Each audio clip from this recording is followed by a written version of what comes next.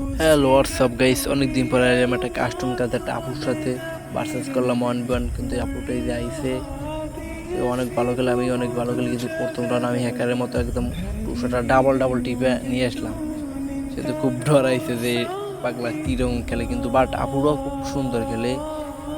But আমার সাথে যে 200টা টিপে কেউ পায় না, তাদের বিদ্যুকেরও 200টা টিপে কিন্তু আমি মাইরে দিই, ওটা কোনো আমার সাথে ব্যাপার না। বাট ওরুল ভাই রে, না 07-এ দিছি, এটা কোনো ব্যাপারই নেই, এটা আমার দ্বারা কোনো ফ্যাক্টরি নেই, কোনো ফ্যাক্টরি নেই। আপুটা আবার আইতেছে, আপুটা জানেই না যে আমি ক্যারে ক্যারে 7-0-তে দিই, সে জানেই না যে আমি ক্যারে ক্যারে 7-0-তে মেরে দিই। বৃত্তি করে তো কোনো ব্যাপারই নেই, এটা 7-0 দিয়েছি, এ কোনো কথাই কেন। আমি গ্রুপ গেলে নিশ্চয় চুপ থাকে। নাই গেছে ডাবল 200টার টেফা ম্যান আই গেছে, 26+20 এর সাথে বেশি বাড়াবাড়ি করা যাবে না।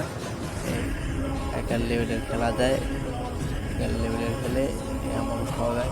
বিদ্যুতের পর বলে দিলাম এক লগের, আমি হেললাম দিলাম 1v2 করলাম, একদম ফানা বিলে করিলাম দুজনকে, তারা আমাকে ডরায়। গাইস, বয়সটা ভালো লাগলে একটু লাইক করেন।